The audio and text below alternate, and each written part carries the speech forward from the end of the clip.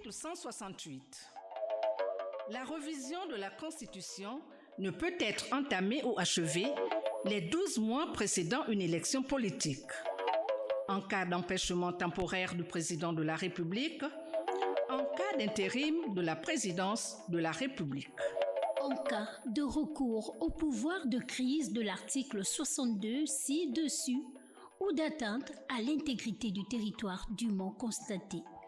Pendant la période qui sépare la proclamation des résultats de l'élection présidentielle du début des mandats présidentiels. Article 169.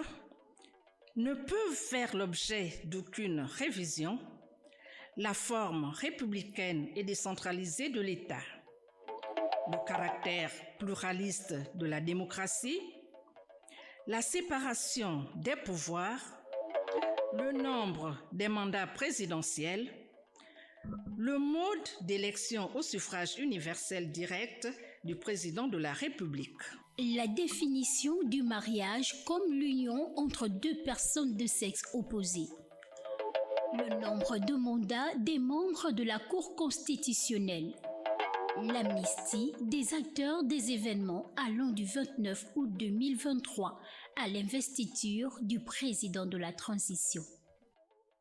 Alors, que retenir des articles 168 et 169?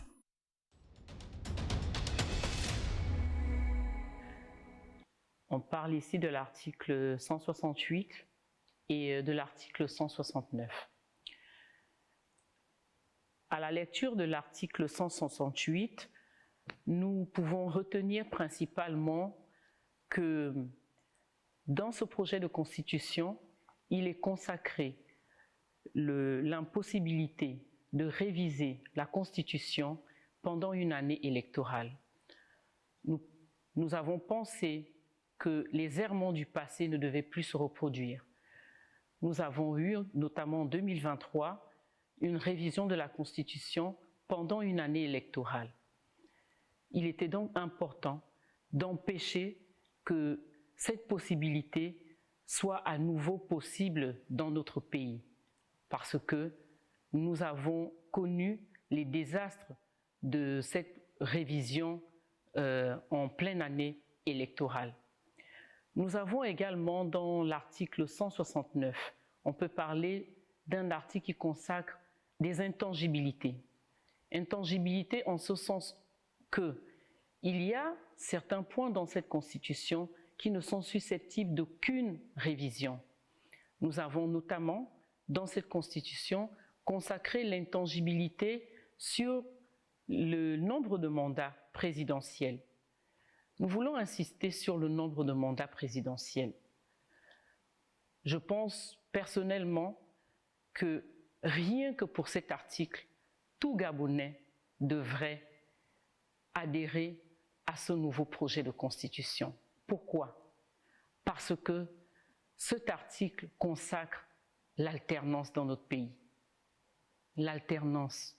Quelles que soient les réunions politiques, les grandes assemblées qu'il y a eu dans le passé, s'il y a bien un élément sur lequel les politiques n'ont malheureusement jamais eu le courage de dépasser, c'est la limitation des mandats présidentiels. Le nombre de mandats présidentiels était illimité. Et nous, Gabonais, qui n'avons jamais eu l'espoir de voir un changement, parce que lorsqu'on ne limite pas les mandats, cela suppose que la possibilité de voir le changement à la tête d'un État est quasi nulle, surtout dans nos pays africains. Il était donc important, dans ce projet de constitution, de consacrer la limitation des mandats présidentiels. Ici, on limite à 2 mandats. Personne dans ce pays ne pourra plus faire plus de 2 mandats. Et personne ne pourra toucher à cet article. N'est-ce pas une innovation? N'est-ce pas une évolution? N'est-ce pas l'avenir de nos enfants? Cette Constitution, à travers cet article, consacre et donne une nouvelle vision pour nos enfants, pour notre avenir à tous.